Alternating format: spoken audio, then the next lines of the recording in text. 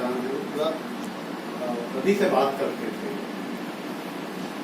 और मेरा सौभाग्य है कि मैं पिछले 10 सालों से उनके साथ 2012 से 22 अंतिम दिनों तक संवाद, वाद विवाद और संवाद करने का मौका मिला। उनकी जैसे की आदत थी, बहुतों के साथ मेरे साथ घंटों घंटों फोन में संवर्धन तो करते ही थे, बैठते थे, शाम को बैंक से आते थे, उनके साथ बहुत दूर दूर तक मोटरसाइकिल में रायपुर तक भी चले जाते थे। बहुत सारी किताबों का परिचय मुझे उनके माध्यम से ही हुआ। वो जिस कमरे में रहते थे वहां भी उनकी आदत के पूरी किताबें रहती थी। तो मार्क्सवादी काफी साहित्य में मुझे वो नाम तो मैं सुना रहता था पढ़ने, लेकिन उनको देखने का जो मौका है, और वो भी पूरा सोवियत रूप से छपी हुई कैपिटल से लेके तमाम चीजें उनके पास थी। वो और जो फाइल आप बता रहे हैं दिनमान की और तारीख तो सारे ले जाते थे, कभी कभार डायरिया लिखते थे। वो उनकी डायरिया होंगी 70 के दशक में। वो कई जो पढ़ते थे किताबें, कई लेख तो हाथ में किताब देते, काफी डायरिया हैं उनके पास, वो होंगी। काफी मुझे लगता है उनके पास पत्र हैं, होंगे बहुत पत्र होंगे उनके पास, निश्चित रूप से उनके पासों से तो काफी पत्र है, वो भी सहेजने की जरूरत है। काफी लेख होंगे जिन पे वो काम कर रहे थे। डॉक्टर राजेश्वर सक्सेना को काफी मानते थे, उनके कार्यों का बहुत चर्चा करते थे, उनके ऊपर जो लेख लिखे हैं, पूरी किताब लिखने की उनकी योजना थी, आप सब जानते हैं। उनके वो नोट्स लेते थे। मैं उनकी बातों को रिकॉर्ड कर लूं क्या, ऐसा लगता था मुझे, हमेशा उनसे बात करते थे। मैं बहुत सोचता था, फिर नहीं करता था, लेकिन मैंने 2 कॉल उनके रिकॉर्ड कर ही लिया अंत में, तो मेरे पास है लगभग 40-50 लेकिन राजेश्वर सक्सेना की तरह काफी और मैं उसको सार्वजनिक से नहीं कर पाता, क्योंकि पिछले जो 10 मिनट है उनमें कुछ निजी आलोचनाएं हैं कुछ लोगों की, तो उसको एडिट करने की सुविधाएं रहती हैं अलग करके मैं आप लोगों को खाली करवा दूंगा। राजेश्वर सक्सेना पर तो बहुत अच्छा बोले 25-30 मिनट उनकी जो योजना थी, उनकी किताबों पे काम करने की चर्चा करते रहते थे। तो बहुत सारी योजनाएं थी उनकी। छत्तीसगढ़ के नक्षत्र कर की किताब वो मैं तैयार कर दूंगा तक सब बताते थे, जिसमें छत्तीसगढ़ के कवियों रचनाकारों जो उनको अच्छे लगते रहे हैं उनके ऊपर एक तो कई लोगों के ऊपर तो पहले से उन्होंने लिख लिया था, और कई लोगों के ऊपर और आगे वो काम करने की उनकी योजना थी। तो वो मुझे लगता है कुछ उनके पास वो सामग्री होगी जिनपे वो काम कर चुके रहे होंगे। अनुवाद भी करते थे, आया भी दुनिया वगैरह में, और पहल वगैरह की पुराने आलेख वगैरह उनके तो हैं ही। इधर उनके निधन के बाद भी उनके 2 आलेख और हैं। एक तो सर्वनाम के बिट्टूचंद्र शर्मा विशेषांक जो आया, उसमें बिट्टूचंद्र शर्मा जी को उसका के बारे में भी चर्चा करते थे, वो लेख है। और जो विजेंद्र के ऊपर जो कृति और जो उमा का प्रमाण निकालते हैं, उनके विजेंद्र विशेषांक के लिए उन्होंने एक आलेख भेजा था। वो आलेख, लेकिन वो उमा शंकर ने जो मुझे PDF भेजा उसमें वो आलेख मुझे नहीं लिखा, पता नहीं कि उन्होंने नहीं लिया है कि क्या है, लेकिन उन्होंने मुझे बताया था कि मैं उनके लिए एक आलेख तैयार करके विजेंद्र जी के ऊपर भेजा। तो काफी वो काम कर रहे थे, आखिरी दिनों तक काम करते रहे, ये हम आप सब जानते हैं। और उनका जो व्यक्तित्व है,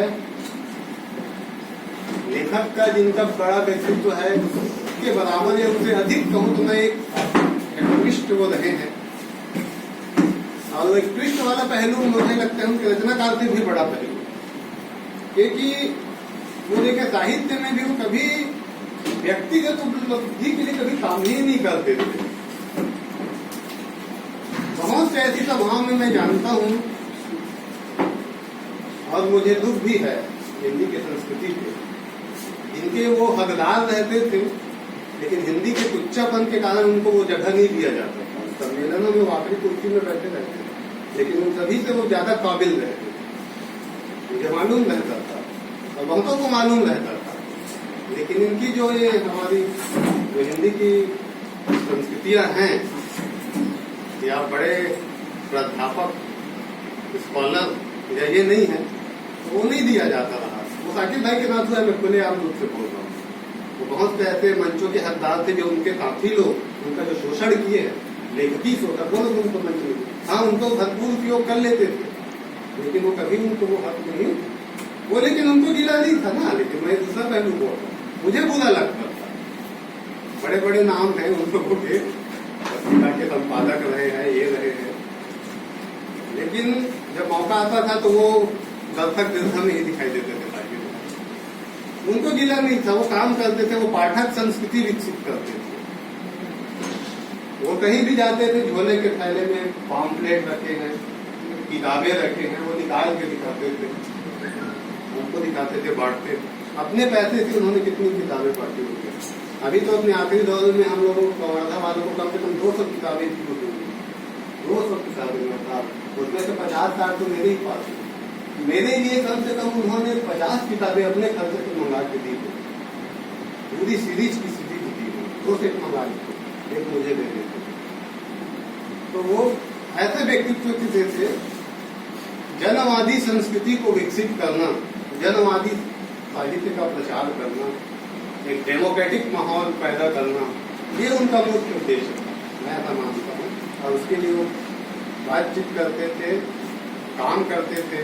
कभी कुछ कार्यक्रम में बुलाए तो ऐसे लोगों को हमारे नेता तो नहीं बुलाते, लेकिन वो बुलाते थे, यार देखो हमारी बात ज्यादा लोगों तक पहुंचे, हमारी बातें ज्यादा से ज्यादा लोगों तक, किसी भी दिक्कत ठीक है, वो हमारे जैसा नहीं सोचता, इसलिए हम उसको नहीं बुलाएं, ऐसा नहीं है। और वो स्वयं भी साहित्यिक कार्यक्रमों में जाते थे, किसी भी संगठन का हो, उसको कभी ऐसा वो ईगो वाला बात उनके पास तो कम से कम नहीं। तो ये उनका व्यक्तित्व का जो पहलू है। लेखन की शुरुआत जैसे आप सभी जानते हैं, उन्होंने 70 के दशक में जो शुरुआत की है, 70 से 80 के बीच वो बहुत सक्रिय ढंग से दिखाई पड़ता है उनका। उसी समय जो पहल के उनके जो शुरुआती लेख है, डॉक्टर राजेश्वर सक्सेना के साथ हो रहे थे, जो काम कर रहे थे, वर्ण से लेकर वर्ग तक वाली जो आलेख है, कार्डवेल की यथार्थ और कम वाली जो कविता की उत्पत्ति वाली जो आलेख का हिंदी अनुवाद किया, कार्डवेल को वो बहुत पसंद करते थे और पूरी किताब अनुवाद करने की उनकी योजना आदि वो बुलाते थे। तो मुझे उन्होंने कार्डवेल की किताब दी थी मुझे, और मैंने फोटो कॉपी करा के रखा है। तो कार्डवेल को बहुत पसंद करते थे। राजेश्वर सक्सेना को तो मानती है, आप सभी जानते हैं। तो वो 70 के दशक में देखिए उनकी जो मार्क्सवाद से उनका परिचय सही ढंग से होता है, और काफी अध्ययन करते हैं, और उनका प्रारंभिक लेख सामने आता है। अब वो जो प्रारंभिक लेख है बिल्कुल एकदम ठेठ जो मार्क्सवादी जो किताब है, पार्टी लाइन कह ले, या जो परंपरागत मार्क्सवाद की जो दृष्टि है, द्वंद्ववाद, वो उस पर वो उसी के ढांचे में वो लिखा उन्होंने। तो नेहरू जी को राष्ट्रीय बुर्जुआ कहा उन्होंने, मार्क्सवाद के जो बुर्जुआ शब्द का जो उसी अर्थों में उन्होंने कहा था। उसमें वाद विवाद हुआ, वो उन्होंने किताब के पीछे दीजिए उनका, काफी लोग विरोध भी किए, काफी ने समर्थन भी किया।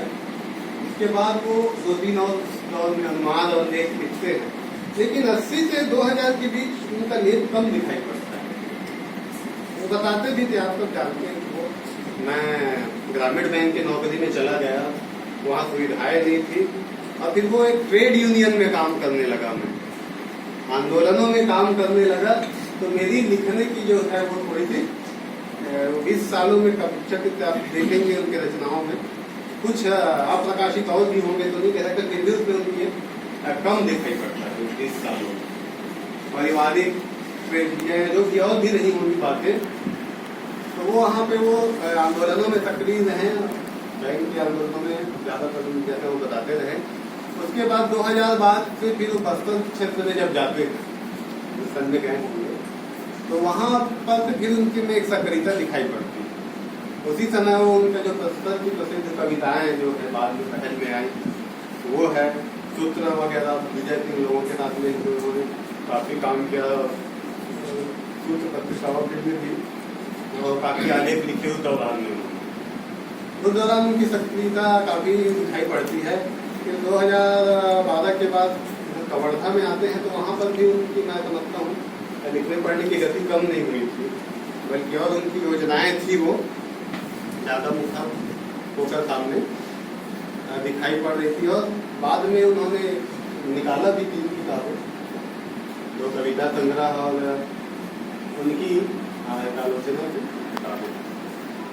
उनकी जो है आलोचना की किताब, जो आलोचना का लोक धर्म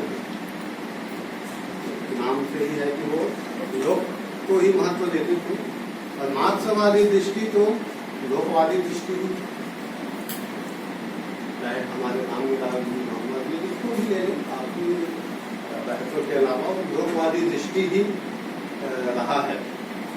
तो वो उस लोकवादी दृष्टि पे बहुत केंद्रित करते थे। उनमें भी जो लेख देखे आप आलोचना के लोक धर्म में, तो ऐसी कवियों का ही उन्होंने चुनाव मुख्यतः किया है जहाँ पर उनको लोकवादी दृष्टि दिखाई पड़ी या जिनमें संभावना दिखाई पड़ी।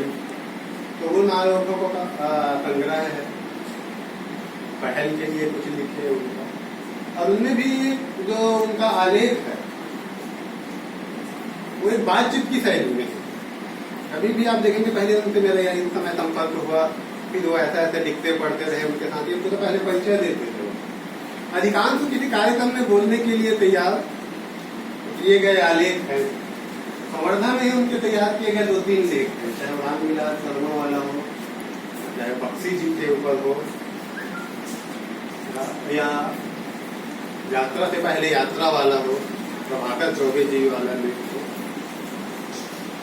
इस प्रकार की वो कार्यक्रमों में बोलने के लिए जो आलेख तैयार करते थे, उस पद्धति में है। ये कमी उनमें जरूर कह सकता हूं मैं कि वो किसी एक विषय पे केंद्रित होके कोई बड़ा काम, जिसको हम कहते हैं सामान्य शब्दों में, वो नहीं कर रहे थे सब तक। लेकिन उनकी योजना थी, जैसे मैं कहा, डॉक्टर राजेश्वर सक्सेना पे उनका था करने का, वो बात करते थे। और हिंदी आलोचना से वो खफा भी रहते थे कि उनके ऊपर काम नहीं किया जाता, भाषा जटिल है करके छोड़ दिया जाता है, लोग उसमें घुसते ही नहीं। क्योंकि डॉक्टर सक्सेना का काम को जैसे मानते थे, और है भी, कि वो जिन अनुशासनों को लेकर, एंथ्रोपोलॉजिकल हो, साइकोलॉजिकल हो, माइथोलॉजी हो, उनको लेकर जो मार्क्सवादी द्वंद्ववाद है, उसी के आईने में उत्तर आधुनिक चिंतन की जो चुनौतियां हैं, उनको लेकर उनका काम है। मेरा भी अध्ययन अभी पर्याप्त नहीं है, लेकिन मैं उनकी किताबें ढूंढता था राजेश्वर सक्सेना जी की। साकिर भाई के पास बहुत किताबें थी, कुछ फोटो कॉपी, लेकिन संयोग की वो किताबें मुझे महावीर अग्रवाल जी के यहाँ मिल गई। मुझे 5-6 किताबें एक साथ मिल गई, दुर्लभ जो सापेक्ष में जो तीनों निकले थे वो, उसके अलावा 1-2 और। तो मेरे पास कह लीजिए राजेश्वर सक्सेना की सारी किताबें हो गई आज के समय। तो वो राजेश्वर सक्सेना पे काम करना चाहते थे, तैयार भी करते थे, नोट्स भी ले रहे थे। एक पहले 2007 में उन्होंने लेख भी लिखा। तो इस प्रकार से वो काम तो कर रहे थे। छत्तीसगढ़ के नक्षत्र वाली जैसी बात मैंने कही, वो उसमें भी उनकी हानि थी, आई रहती। काफी लोगों पर उनकी काम करने की योजनाएं थी और वो कर रहे थे। लेकिन उससे बड़ा रूप एक विद्यार्थी का था उनके, जानने की जो जिज्ञासा है, इस उम्र में भी वो कभी जरा भी नहीं थी। कभी भी ऐसा नहीं लगता कि मैं पूरा जान गया हूँ। वो बहस करते थे, उत्साहित थे। मेरी थोड़ी आदत रहती थी कि मैं ज्यादा झंझट में नहीं पढ़ता है, जो पढ़ना लिखना है मैं लिख दूंगा। साकिर भाई से था, लेकिन फिर भी एक 8-2-3 बार जैसे गर्मा गर्म है डॉक्टर रामविलास शर्मा की आलोचना को लेकर हो ही जाती थी। वो मार्क्सवादी द्वंद्ववाद को से ही उनकी दृष्टि थी, ये सही है। एक बार मुझे राजेश्वर सक्सेना तो 2-3 बार मेरा फोन आया, 2 बार मिला। एक बार मुझे ले गए 2021 तब ये है अजय चंद्रमन जी, तो बता इनमें सब चीज ठीक है, बस थोड़ी द्वंद्ववाद की कमी, थोड़ा तो बुरा भी लगा। तो देखिए उन्होंने बता दिया, पढ़ते लिखते अच्छा है, द्वंद्ववाद थोड़ी कैसी हो गई। सीखना है इनको। तो सही कहा उन्होंने कि आप पैसे चने के झाड़ पे भी वो नहीं चढ़ा देते थे, यदि है वो उल्लेख करते थे, वो काम करते थे। और पूरी मार्क्सवादी परंपरा आज तक परंपरा का पूरा उनको था, तमाम बहसों की जानकारी थी। वो खुद एक लंबे दौर से गुजरे थे, उस दौर को उन्होंने देखा है। प्रलेस जलेस दसम का गठन कैसे हुआ, क्यों हुआ, क्या पार्टी के अंदर बहसें होती थी, क्या नहीं होती थी, ये सारी चीजें उनको जानकारियां थी और ये बाकायदा उसकी चर्चा करते थे। और कुछ असहमतियां जो रहती थी प्रगतिशील आलोचना के दायरे में रह कर उसको बोल देते थे। जैसे दलित के प्रश्न पर आप परंपरागत जो मार्क्सवादी आलोचना है ध्यान नहीं देता करके उनकी शिकायत रहती थी। जाति के प्रश्न पे आप चुप रहते हैं, कभी कभार ज्यादा आवेश में तो मार्क्सवादी पार्टी के प्रारंभिक दिनों में जो जातिवाद का प्रभाव रहता वो शिकायत कर देते थे। ये तमाम बातें थी। दलित प्रश्न पे, अल्पसंख्यकों के प्रश्न पे हम अच्छे से काम नहीं कर रहे हैं, हमारी आलोचना में पर्याप्त जगह नहीं दिया जा रहा। ये चीजों को वो व्यवहार के स्तर पे परखते थे ना भाई। आपका मार्क्सवादी आलोचना ठीक है, कह रहा है जाति को नहीं मानते, हमारे यहाँ तो भाई स्त्री पुरुष का भेद ही नहीं है, सैद्धांतिक तो नहीं है, ठीक है भाई समझ चलेगी, लेकिन व्यवहार में वो चीजें नहीं दिखाई पड़ती, तो वो उसकी शिकायत करते थे कि आप व्यवहार में क्यों नहीं दिखाई पड़ता है, आपकी साहित्य में जो है वो चीजें वो रहती थी।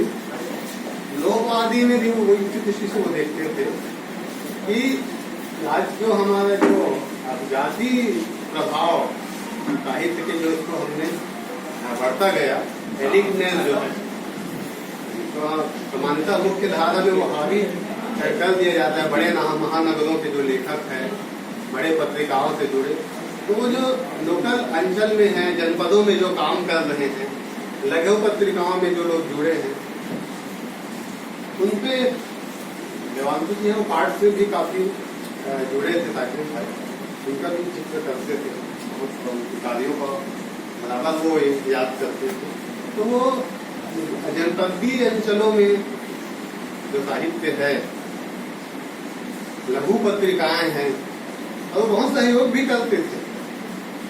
मैं ऐसा जानता हूँ कई उदाहरण, जब उन्होंने एक राशि या बड़ी राशि भी कई लोगों को उन्होंने सहयोग की है पत्रिका चलाने की, तो मुझे बताते थे। तो इस प्रकार से जो साहित्यकार का जो उनका रूप है, आचरण में जो दिखना चाहिए, ऐसे दुर्लभ लोग होते हैं जो उनमें लेखकी कर्म और जीवन जो जीने में जो अंतर नहीं दिखाई पड़ता था।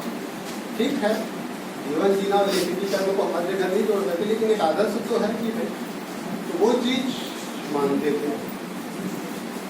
कविताओं में भी उनकी, जैसे बस्तर वाली कविताएं देखते हैं, बस्तर में उन्होंने, देखिए बस्तर से कितने लोगों ने कविताएं लिखी, उनके बाद भी लिखी, उनके पहले भी लिखी, लेकिन जिस दृष्टि से साकिब भाई ने लिखी वैसे किसी ने नहीं लिखा।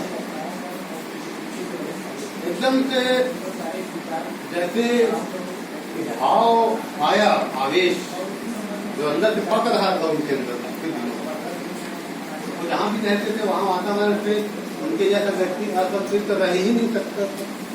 बहुत लोग बस्तर में रहते हैं, उनको कोई मतलब नहीं है बस्तर की विडंबना।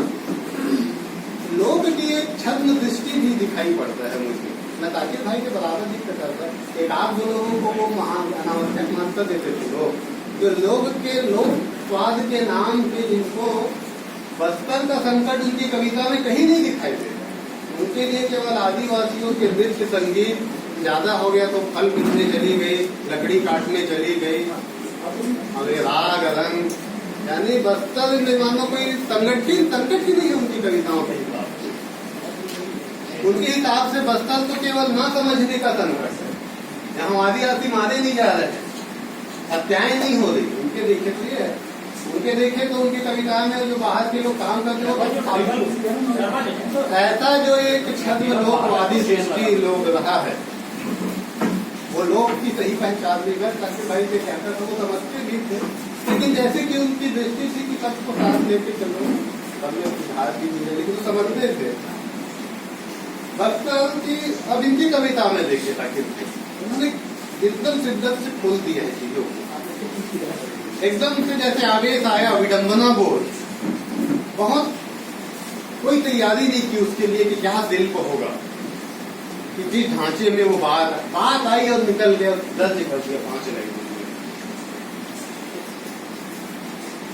ये विडंबना इस कदर हावी होना और उसको व्यक्त कर देना उस शिल्प में, बिना किसी सोचे कि किस शिल्प में चलेगी, किस शिल्प में ढल पाएगी, एकदम बातचीत के ढंग उन्होंने लिख दिया। तो देखते हैं कभी तमाम पक्षों है, आप देखिए होंगे सभी ने वो कविताएं पढ़ी हैं, पहल में भी आई थी, चर्चा भी हुई थी। बिल्कुल बिना लाग लपेट के, बेहद बिना किसी कोई जटिल बिंब के, वो मोंघा बिनने जा रहा है तो ये तो वो, ऐसा कुछ नहीं। वो परेशानी है, विडंबनाएं हैं बख्तर की, आदिवासियों का जो नरसंहार होता रहा है, डराया जाता रहा है, तो ये उनका एक था, अंदर ये था, दोष वाला हिस्सा भी रहा है और व्यक्त भी कर देते थे, तैयार तो रहते थे। उनकी एक और जो संग्रह है ये नए जनतंत्र, उनमें संयत है, एक प्रकार से वो अच्छे मूड में लिखने वाली कविता जिनको कहते हैं, मित्रों के प्रति खासकर याद मित्रता भाव उनमें बहुत रहा है, आप सभी जानते हैं। तो सबसे बड़ा गुण बहुत वही है उनका, मित्रता, चाहे वो 15 साल के लड़के हो चाहे 75 साल की उनकी उम्र के, तब से वो मित्रवत ही रहते, कोई बड़ा छोटा कुछ नहीं उनके अंदर, इसके साथ घूमूंगा तो मुझे इतनी दुनिया के साथ घूम रहा है, कोई भाव नहीं, तो एकदम से हो। तो इनमें काफी ऐसी कविताएं हैं, कुछ उनकी निजी जिंदगियों के चित्र आ गए, जैसे मैं प्रेम पत्र में देखेंगे तो सोफिया का नाम सीधा बिना उन्होंने बताते थे, सबको बताते थे कैसे उनकी सगाई हुई थी, कैसे उन्होंने प्रेम पत्र सीधा आ गए हम। तो सबसे मार्मिक कविता मुझे इसमें जो उनकी पत्नी के निधन पर उन्होंने लिखा है कविता, वो बहुत मार्मिक लगी मुझे। नहीं सका कि माँ ने सोचे है बच्चों के सपनों में पहली बार प्रवेश किया, छोटे के सिर को सहलाया था, मंझले को डांटा था, बड़ी को समझाया था, देख तो ऐसा करके मेरा दिल मत दुखाया था। माँ ने सोते हुए बच्चों के सपनों में पहली बार प्रवेश किया। दीवान पर माँ की लाश पड़ी थी, बच्चे रो रो कर हलाकान हो रहे थे, उन्हें चुप कराने की कोशिश करता हुआ बाप हट